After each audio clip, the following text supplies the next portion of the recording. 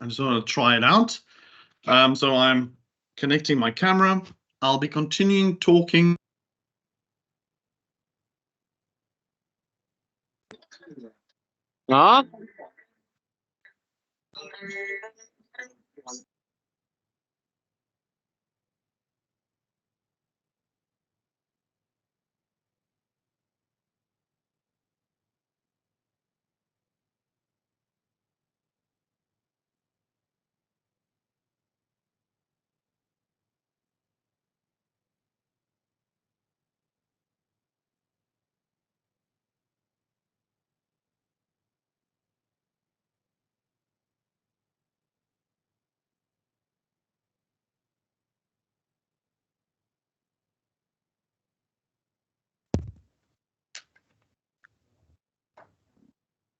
Hello? Hello, teacher. We can't hear your voice.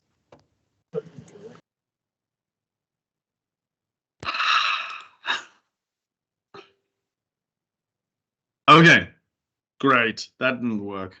Right, I'll struggle with the problem on my own and then get it fixed. Right, thanks for letting me know. I have a dream of using 2 cameras at once and then have them work perfectly. But I'll see if it works. Anyways, let's go back to the presentation, and then we'll finish up this lecture so that you guys can do something more fun than sitting here at night listening to me. So, right, I'm sharing my screen again. And this is just to remind you that sometimes components act in a way that are unexpected. So it doesn't matter which component you have, it might have some unexpected behavior, and that is why we don't always trust the simulation. We build a prototype and then test our prototype. Right. Now let's just go ahead. We also have what we call discrete components. These are usually, well, in terms of what I mean by discrete components in this sense, it is just components that are consist of a single component that are individual components, and usually they perform only one task. So a resistor, its task B is just to provide resistance to our circuit. A capacitor would provide capacitance. Inductors and transistors, they would perform one solid function. And then we have integrated circuits, or ICs. And these are a number of components contained within a small chip. Let me just see. Okay, hopefully my camera can show this now without bugging out. Okay, so right, let's have a no background shown. So there you can see the black element. That is an integrated circuit. It's a microcontroller and it performs a wide variety of tasks. But the other components, like there, those are just simple resistors and they perform only one task. Right, I want to, oh, that's not right. So let's do this. So that is also another designation of components. I'm just going through all this, making sure we all understand all these components. Now we come to SMD, or surface mounted device, and through-hole components. Now, as you might imagine, a surface mount component is a component that sits on only one layer and does not pass through the board. So here on the right side, I have surface mount ICs, or integrated circuits, surface mount resistors, surface mount transistor, I think, and this might be a surface mount resistor. So why would I have a surface mount, a resistor, or the surface mount elements? Well, we can make them a lot smaller than their through-hole components. An SMD resistor can be made to be a whole lot smaller than a through-hole resistor, because a through-hole resistor still needs holes to go through the component. When I have my microscope working, I can illustrate the size difference quite nicely. But just through-hole is a lot easier to work with, in my opinion, because you can just stick them through the board, solder on the other side, and you have a big surface area to work with. Whereas with surface mount devices, you have a smaller surface area, and sometimes it is quite difficult to really accurately attach surface mount components to a board, and it's especially difficult once you start out with using surface mount components. Right. So we'll just talk about like the three basic types of components. We'll talk about resistors, we'll talk about inductors, and then capacitors, just to give an idea of what the through-hole and surface mount components look like. So obviously this is a resistor. They implement resistance, but they also reduce current flow. They lower our voltage level. We can use them to terminate transmission lines. They can test loads of generators. They can be heaters, and they can also be potentiometers, meaning a variable resistance. So the idea behind this is that a resistor can have lots of different applications. It does not only produce or inject resistance into your circuit, it can have a lot of different effects as well. I use them a lot when I'm working with LEDs, light emitting diodes, and I use them to limit the current running through LEDs, because otherwise the LED might receive too much current and then burn out quicker or just don't work. So I usually use a resistor in series to connect them. So resistor is a very, very, very, very common object. It's one of the most common electrical devices that you'll find on printed circuit boards. And it is imperative that you know what they look like and how they operate. So back to the presentation. They can be through-hole or surface mount. So the through-hole varieties, I'm sure you're all aware, they look like this, and there are different stripes.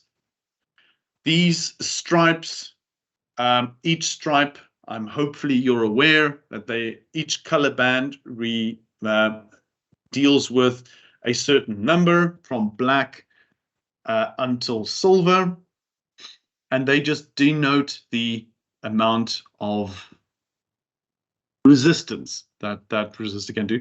But they also give you the tolerance, and you will see you have a tolerance of 5%, 10%, up until a tolerance of 0.05%, which is a very, very, very accurate resistor. And when we spoke about tolerances in resistors and how the resistance value might fluctuate within that tolerance value. So if you have a tolerance of 0.05%, that is a very accurate resistor, meaning that that resistor is very close to the number that it specifies. It's not exactly that. It can vary within a certain range, I think 0.05% range, but generally it is relatively accurate. And why don't we just use extremely accurate resistors? Because they are extremely expensive. So yeah, most of the time you see how accurate, or you find out how accurate you will have to have your circuit, and then from there choose like the cheapest option you can. I'm sharing my screen once again. Then we come to surface mount resistors. A lot of people are quite comfortable with the through-hole designation for resistance by counting the bands, then matching them to a color, and then coming up with a resistance answer. But not a lot of people are so comfortable with SMD resistor codes.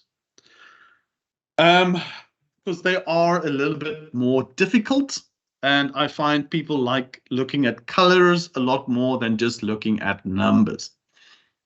So these are examples of resistor codes.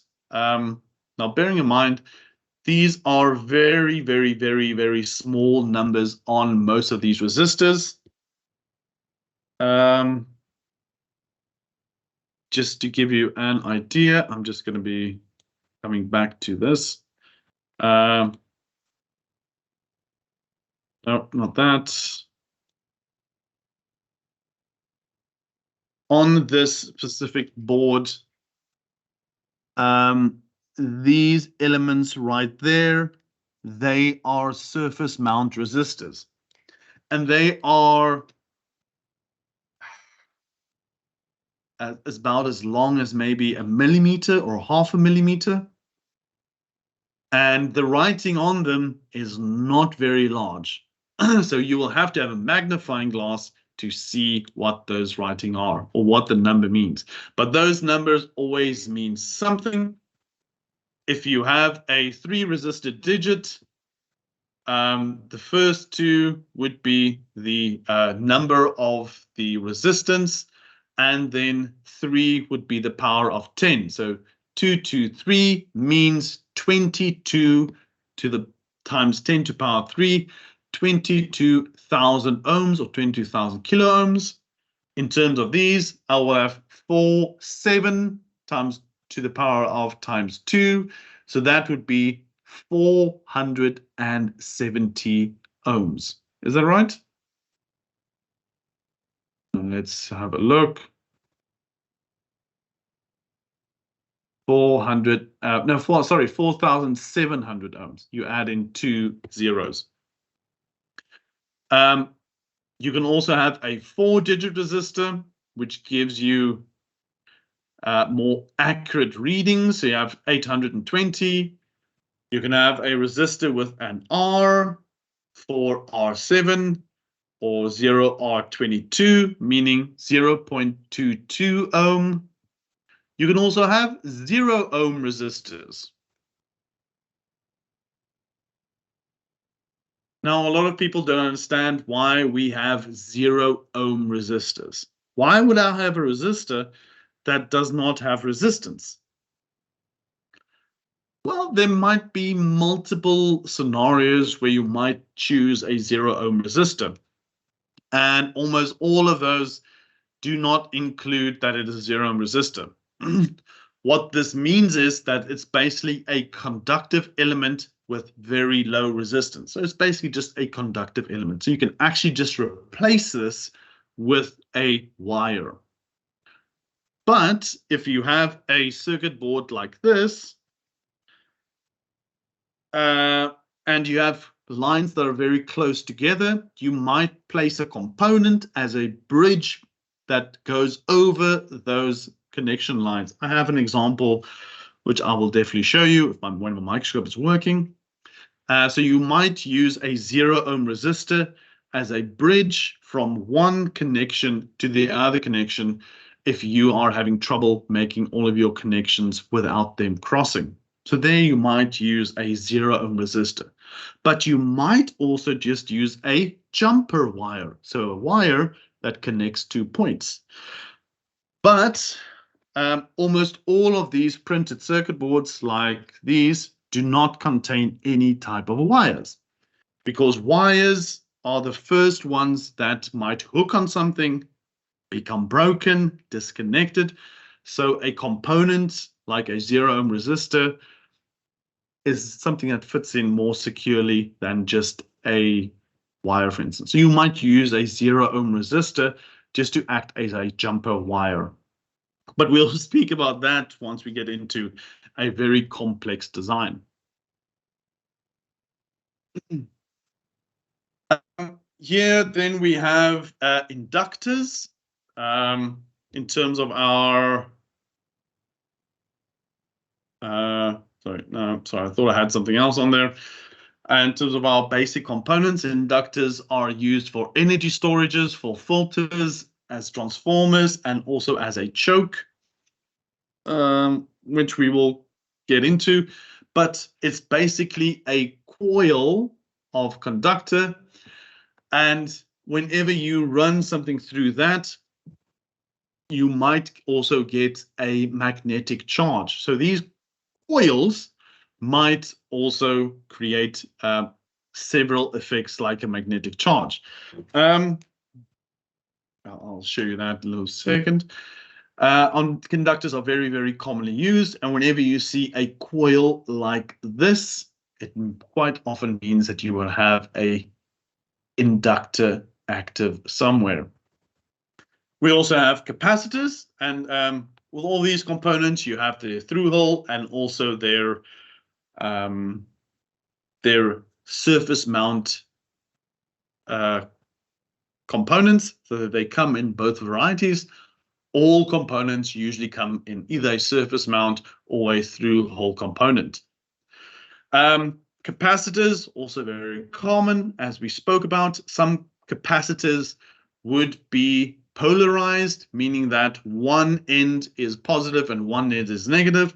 Usually, if you have a surface mount component we have on the right side here, one side that is colored in like that would mean, I think that is the negative leg. I'm not exactly, my brain is not exactly clear, but the one leg is indicated on it.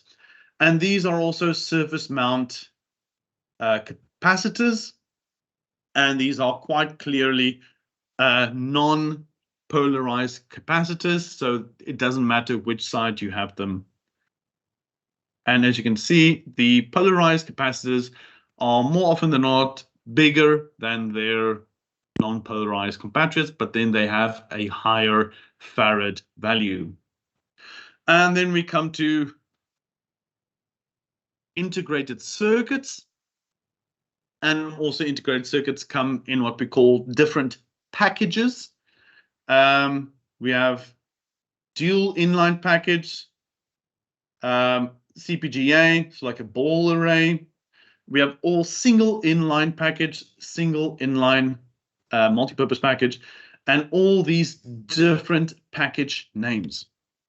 Now we will, when we are going through the components in the Eagle, we will talk more about if you have what we call a pin array. Do I have a component here? No, I do not. If I have a component with any types of pins, it will come as a standardized package, meaning that the diameter or the shape of the pins are standardized, and also the distance between those pins are standardized, meaning that it is easier for us to create a circuit board and then be absolutely positive that our component will fit into our circuit board because we use the correct package. Now in Eagle, you can basically select any package you like when you're talking about any component. And then when you buy that component, you just have to make sure that you buy it in the same package as which you used in your design. Then you can be relatively sure that they would fit once you come to the assembly process. Now, please be aware, I'm using the term package as not the packaging it comes in, not the outside, but the configuration of the pins of, let's say, integrated circuits. They do come in different configurations, and generally I refer to them as package types. Might be dual inline, single inline, but there are quite a lot more. And some companies would have their own little proprietary package names, but those are all usually explained within the data sheets. And if you cannot find the correct package in Eagle, then you make your own, which we'll also go through once we get to the Eagle stage.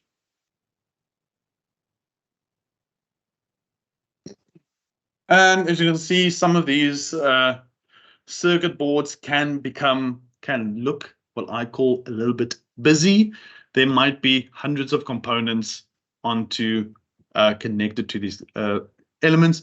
And here you will see that all these components would have their own unique designations just to help us assemble these components. Another important element that is not talked about enough, I feel, are connectors. So whenever we need to connect our board to an external device or power supply or whatever it might be, we will have to have some form of interface, and in this case, connectors. So let's take this Arduino board as an example. No, I want this. So it has quite a number of connectors. These at the top are also single inline connectors, meaning I can connect any type of component into those connections and then have access to whatever is connected on the side. It also has got a USB connector and a power jack connector. It's also got a dual inline connector there, which makes it easier to connect a USB to connect to my computer, connect it to a power source, or connect it to a circuit that it needs to control. So these connectors are an important part of printed circuit board design, but quite often they are forgotten about because it is you generally think about your design first and then connectors come separately. But there are a whole variety of connectors out there: screw connectors, push connectors, VGA connectors, HDMI connectors, USB connectors, lightning connectors. Any type of connector you can think of, you should be able to find, and you have to choose the correct connectors and also include that into your printed circuit board design. So now we come to a short description about all of the different softwares out there that you can use to create your printed circuit board. Now, it is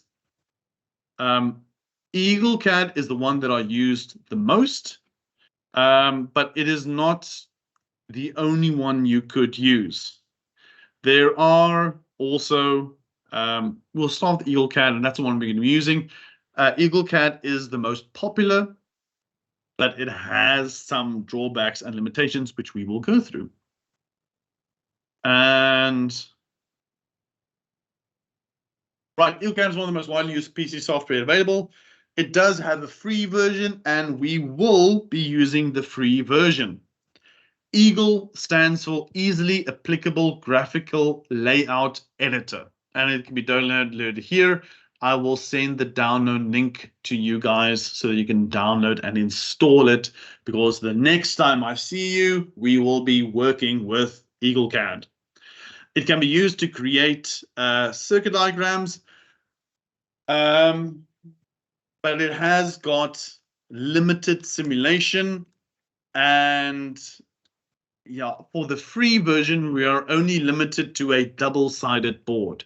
So we cannot have a multi-layered board. We can only have a double-sided board, but that's not a problem. We can do a lot with double-sided board, but it has very limited simulation properties. But what makes up for it?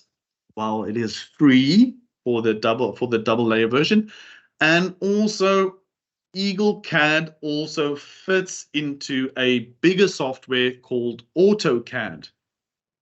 And CAD is computer-aided drafting or drawing.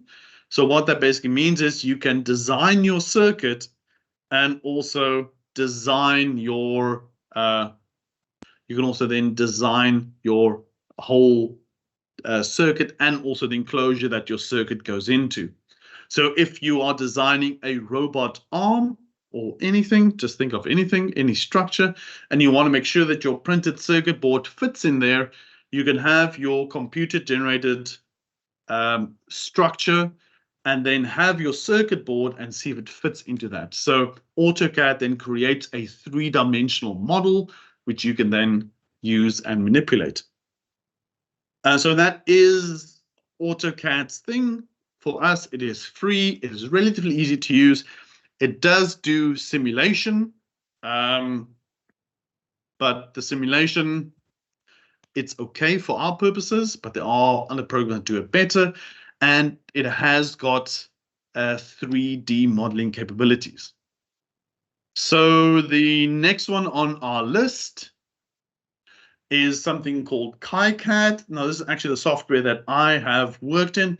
KiCad is a fully free open source software, meaning that you can create multi-leveled, multi-sided or multi-layered boards. And it can also be used to create circuit boards. It has got very limited simulation capabilities. And the problem is why we don't use this in the class is that no business generally use open source software. Why? Because it's not really supported. If I come into a problem or if my design has some errors that comes from the software, then there's nobody really liable. I can't go to my software manufacturer and tell them, hey, there's something wrong. There's just no support. KiCad is just simply a free software. Now, it's not to say that it's a bad software. It is really good, and it has most of the functionality that EagleCAD does have. Just EagleCAD gets updated a lot more than KiCad does, to my knowledge, in any case. But it is also a very good software. Then you come to something called Multisim. And it comes from a company called National Instruments. Now, National Instruments, they make their own components. They also make their own simulating software called LabVIEW, and that all interfaces with Multisim and is probably one of the best simulating softwares that I have used. Is Multisim connected with LabVIEW. It can basically simulate almost any type of circuit that you give it, and those simulations are really good and accurate. And along with its tool Altiboard, you can then create that circuit board that you have simulated. But the problem with it is a fully paid software, and it is quite expensive. It is extremely powerful, but like I said, it is expensive. But you can download a 30-day trial if you so feel. But yeah, the next software is something called Proteus. It has got also very good simulation. You can also download a trial version, but it's another paid software. You can also try it out. And there are many, many more. Another one like OrCAD.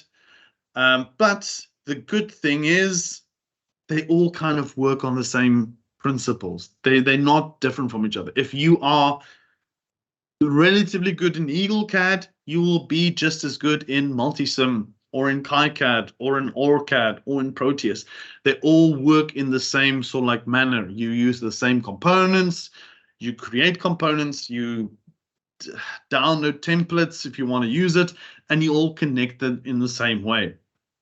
The softwares, in my opinion, are not that different in terms of usability from everybody else. But I find EagleCAD is, for me, the most usable, the easy to use software that you can find. So that's why I chose using EagleCAD as a learning tool to help teach us printed circuit board design. because they've got a very good free version. It's relatively easy to use. And then if you have mastered Eagle, it is relatively easy to move to another piece of software. Now, why do I mention this? Because you might work in a company where they are using a certain type of software from a certain company because they have the license for that software. And then you will quite often have to use that software. You might go to a company and they use Multisim or Proteus or OrCAD or any other of the hundreds of softwares out there, but it's not a big deal. You'll just have to get used to the interface. Buttons might be different, but the general process of designing a PCB remains the same. So your knowledge will not be invalid. So now I think to round out this lecture, we'll just look at some examples of PCBs, just to get an idea of what a PCB might look like. And then once again, we have single-sided, double-sided, multi-layered PCBs. You can have a rigid PCB like this with the classic green covering. A PCB can also be flexible. It can be totally flexible like this. Well, to a degree.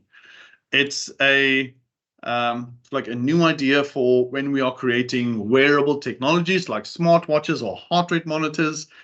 They found that it's relatively, how can I say this, uncomfortable when you're wearing a rigid PCB on your body because you just feel it and it does not feel great. So we have created, or they have created, somebody has created a circuit board that can bend or flex to a certain degree. It might be useful if you are creating a product that might need to bend to a certain degree, but just bear in mind that everything has got a certain breaking point. And although the circuit board might bend, the components connected to it might not be as bendy. So although the circuit board, the PCB, does bend, the component attached to it might not and might break, which is relatively bad. There are so many different types of PCBs that I cannot really show you all of them. There are just so many. This is a multi-layered PCB design that I found somewhere. And just to bear in mind, every single one of these colors are a different layer. So there's quite a lot number of layers. And the reason why this person has so many layers, I think it's just an example to show how many different layers you can have. And I don't think all of the layers are visible. The grayed out layers are also just hidden layers. But more often than not, we will either be making a single-sided or a double-sided board. But just bear in mind, you can also have a multi-layered board. And as about PCBs do not necessarily have to be blocked shape. It does not need to be a block. PCBs can be round. They can be 90 degrees. They can be any shape you can think of. You can make your printed circuit board. There's no law to state that it has to be square. Because when I started studying, all my printed circuit boards were in blocks until I realized, much to my joy, that I can make them any form that I want. Also, your components don't need to be in a grid. I mean, they can be in a grid at 90-degree angles from each other. That's also fine. But we can also, and we will do it, your components can also be at an offset of any angle that you want. You are free to create a printed circuit board, and really the only limit is your imagination. The board can be different shape. The components can be in a different shape. And you can also even order custom-made components that are in a special shape that fits inside of a heart monitor or whichever device you are creating. This is more examples of flexible PCBs, but just please remember this board might be flexible, but that integrated chip definitely is not. So flexible PCBs do exist, just they flex to a certain amount. So this is just a picture of a all-in-one printed circuit board machine. This machine creates the circuits and then also places in the circuits itself. I can't remember exactly why I'm showing this picture right now, but it's just an example of a industrial created circuit boards. Now looking ahead, yay! The next time I see you, which will be this coming Monday, we will start with EagleCAD. We will look at the interface, how the software works, and also we will start designing and simulating circuits. So exciting. We've kind of like finished the theory, and now from next week, we will start implementing that theory. So what happens now? Well, obviously this class ends in about, I think, 2-3 minutes. Once it ends, I will send you this presentation that we have just finished. So you have it and you can look at it and admire the presentation for the masterwork that it is. But you can also, I will also then add in the download link for EagleCAD. It is important that you do have access to EagleCAD because I will ask you to create programs or create PCBs in EagleCAD. If you do not have your own laptop, don't worry.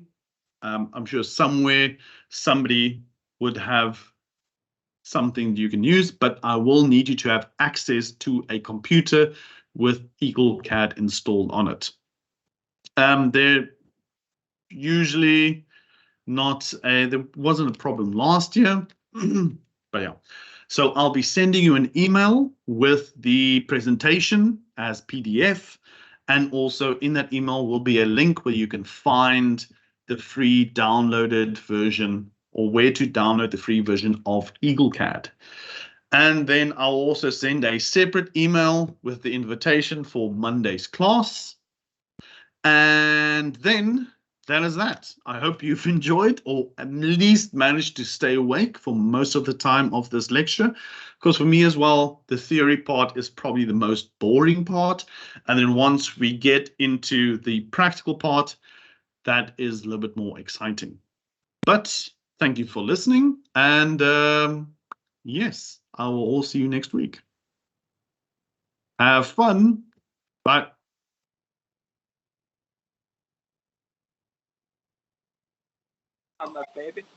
Bye bye, good teacher.